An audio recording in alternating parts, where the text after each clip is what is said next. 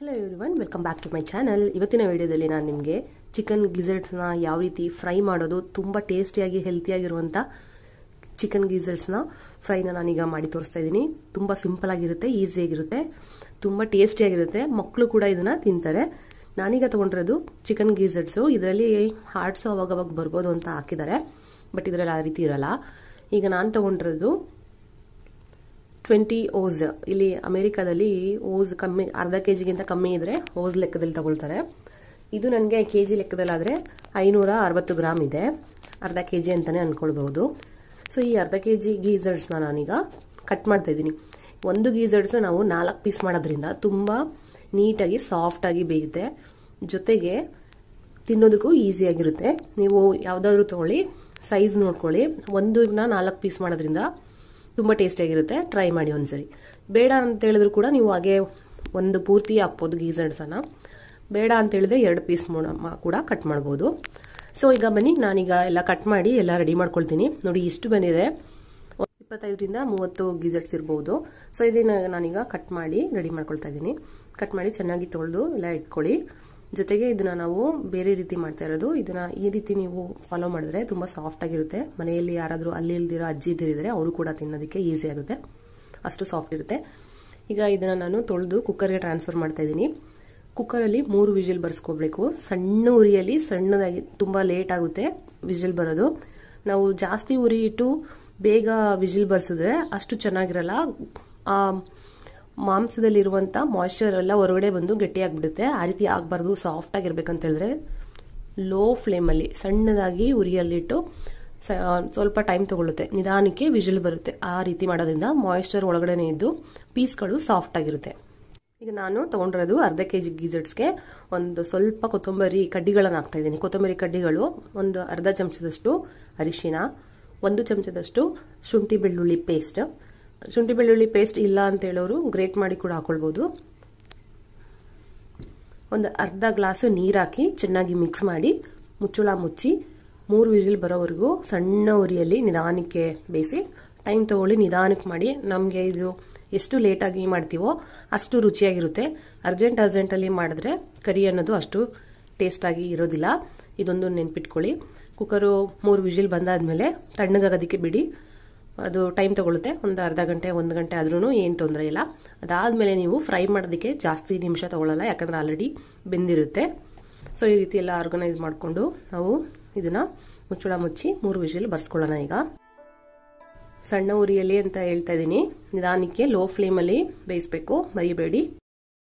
ಗೀಝರ್ಡ್ಸ್ ಬೆಂದು ಕುಕ್ಕರ್ ತಣ್ಣಗಾಗೋಷ್ಟರಲ್ಲಿ ನಾವು ಮಸಾಲೆಗೆ ರೆಡಿ ಮಾಡ್ಕೊಳ್ಳೋಣ. ಮಸಾಲೆಗೆ ನಾವೀಗ ಅರ್ಧ ಕೆಜಿ ತೊಗೊಂಡಿರೋದ್ರಿಂದ ಸಣ್ಣ ಈರುಳ್ಳಿ ನಾನು 3 ತೊಗೊಂಡಿದ್ದೀನಿ. ಈ 3ನ್ನ ಉದ್ದುದವಾಗಿ ಕಟ್ ಮಾಡ್ಕೊಳ್ಳಿ. ಕಟ್ ಮಾಡಿ ಇಟ್ಕೊಂಡು ಎಲ್ಲ ರೆಡಿ ಮಾಡ್ಕೊಳ್ಳಿ. ನಾನೀಗ 3 ಈರುಳ್ಳಿನ ಉದ್ದುದವಾಗಿ ಕಟ್ ಮಾಡಿ ರೆಡಿ ಮಾಡ್ಕೊಳ್ತಾ ಇದ್ದೀನಿ. ಜೊತೆಗೆ ಕರಿಬೇವಿನ ಸೊಪ್ಪು ಹಾಕಬೇಕು. ಕರಿಬೇವಿನ ಸೊಪ್ಪು ಹಾಕೋದ್ರಿಂದ ಈ ಗೀಝರ್ಡ್ಸ್ ಟೇಸ್ಟು ಡಬಲ್ ಆಗುತ್ತೆ. ಜೊತೆಗೆ ಸ್ವಲ್ಪ ಕೊತ್ತಂಬರಿ ಸೊಪ್ಪನ್ನು ಕೂಡ ಇಟ್ಕೊಂಡಿದ್ದೀನಿ. ಮತ್ತೆ 1 ಚಮಚ ಶುಂಠಿ ಬೆಳ್ಳುಳ್ಳಿ ಪೇಸ್ಟ್ ಇಟ್ಕೊಂಡಿದ್ದೀನಿ. ಮತ್ತೆ 1 ಸ್ಪೂನು ಅಚ್ಚ ಖಾರದ ಪುಡಿ, ಗುಂಟೂರು ಚಿಲ್ಲಿ ಪೌಡರ್ ಖಾರವಾಗಿರುತ್ತಲ್ಲ ಅದನ್ನು ತೊಗೊಂಡಿದ್ದೀನಿ. ಅದ್ರ ಜೊತೆಗೆ ನಾನು ಧನಿಯಾ ಪೌಡರು 1.5 ತೊಗೊಂಡಿದ್ದೀನಿ, 1.5 ಚಮಚದಷ್ಟು.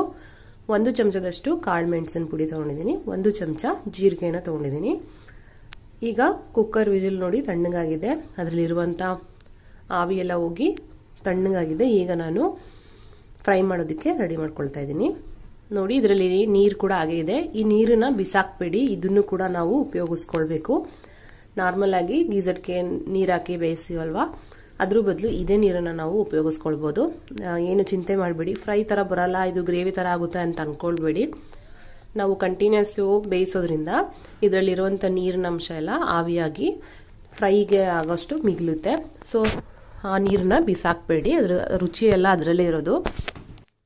ಈಗ ಒಂದು ಪಾತ್ರೆ ಇಟ್ಟು ಪಾತ್ರೆಗೆ ಪೀನಟ್ ಆಯಿಲ್ ಹಾಕ್ತಾ ಇದ್ದೀನಿ ನಾನು. ನಿಮಗೆ ಯಾವುದಿದೆ ಅದನ್ನು ಹಾಕ್ಕೊಳ್ಬೋದು.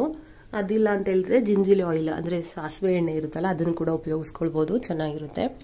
75 ml ಅಥವಾ 100 ml ಹಾಕ್ಬೋದು. 75 ml ಹಾಕಿ. ನಿಮಗೆ ಎಲ್ಲ ಫ್ರೈ ಆದಮೇಲೆ ಬೇಕಂದರೆ ಆಯಿಲ್ ಬೇಡ ಅಂತ ಹೇಳಿದ್ರು ಕೂಡ ಸೈಡಲ್ಲಿ ಈ ಥರ ಟಿಲ್ಟ್ ಮಾಡಿಟ್ರೆ ಅದು ಎಲ್ಲ ಸಪ್ರೇಟ್ ಆಗುತ್ತೆ, ಅವಾಗ ಅದನ್ನು ತೆಗೆದುಬಿಡ್ಬೋದು ನೀವು. ಈಗ ಈರುಳ್ಳಿನ ಚೆನ್ನಾಗಿ ಫ್ರೈ ಮಾಡ್ಕೊಳ್ತಾ ಇದ್ದೀನಿ. ಈರುಳ್ಳಿ ಪೂರ್ತಿ ಗೋಲ್ಡನ್ ಕಲರ್ ಬರೋವರೆಗೂ ಬಿಡಬಾರ್ದು, 75% ಆದರೆ ಸಾಕು. ಈರುಳ್ಳಿ ಚೆನ್ನಾಗಿ ಫ್ರೈ ಆದಮೇಲೆ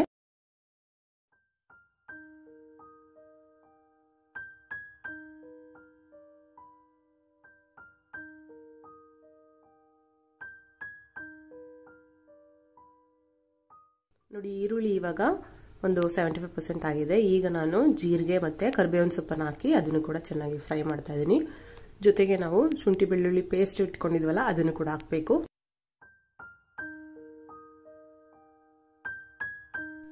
ಇದೆಲ್ಲ ಚೆನ್ನಾಗಿ ಮಿಕ್ಸ್ ಮಾಡಿ ಈಗ ಇನ್ನೊಂದು 5 ನಿಮಿಷ ಈರುಳ್ಳಿಯನ್ನು ಎಣ್ಣೆಯಲ್ಲೇ ಚೆನ್ನಾಗಿ ಬೇಯಿಸಬೇಕು. ಚೆನ್ನಾಗಿ ಫ್ರೈ ಆದಮೇಲೆ ಈಗ ನಾವು ಬೇಯಿಸಿಟ್ಕೊಂಡಿದ್ವಲ್ಲ ಗೀಸರ್ಡ್ಸು ಅದನ್ನು ನಾವು ನೀರಿನ ಸಮೇತನೇ ಹಾಕಬೇಕು. ಈಗ ಇದನ್ನೆಲ್ಲ ಚೆನ್ನಾಗಿ ಮಿಕ್ಸ್ ಮಾಡಿ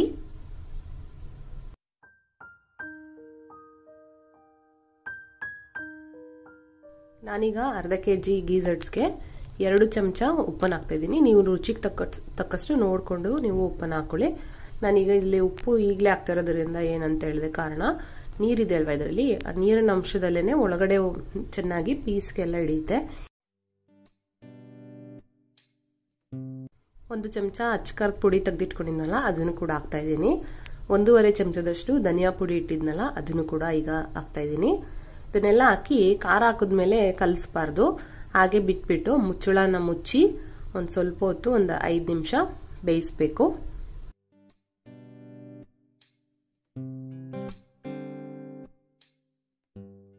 5 ನಿಮಿಷ ಆದಮೇಲೆ ಮುಚ್ಚಳ ತೆಗ್ದು ಚೆನ್ನಾಗಿ ಮಿಕ್ಸ್ ಮಾಡ್ತಾ ಇರಬೇಕು. ಮಧ್ಯ ಮಧ್ಯದಲ್ಲಿ ಮಿಕ್ಸ್ ಮಾಡ್ತಾನೆ ಇರಬೇಕು. ನೀರು ಆವಿಯಾಗಿ ಎಲ್ಲ ಹೋಗೋದವರೆಗೂ ಈ ರೀತಿ ಗ್ರೇವಿ ಈ ರೀತಿ ಕನ್ಸಿಸ್ಟೆನ್ಸಿ ಎಲ್ಲ ಪೂರ್ತಿ ತಿಕ್ಕಾಗಿ ಬರೋವರೆಗೂ ನಾವು ಫ್ರೈ ಮಾಡ್ತಾ ಇರಬೇಕು.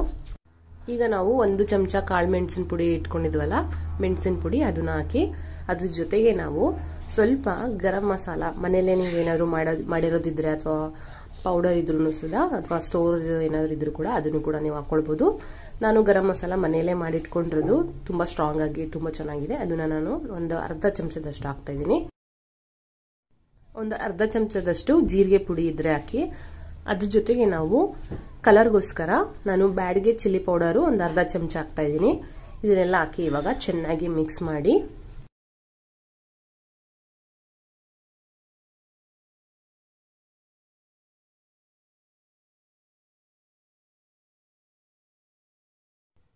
ನೋಡ್ತಾ ಇದ್ದೀರಲ್ಲ ಆಲ್ರೆಡಿ ಎಲ್ಲ ಚೆನ್ನಾಗಿ ಮಿಕ್ಸ್ ಆಗಿ ಆಯಿಲ್ ಕೂಡ ಸಪ್ರೇಟ್ ಆಗ್ತಾ ಇದೆ.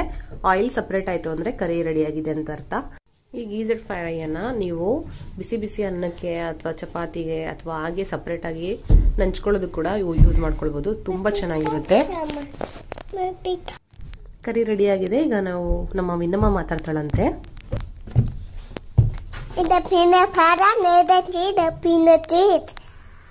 I'm been a pen and the red. Bye. The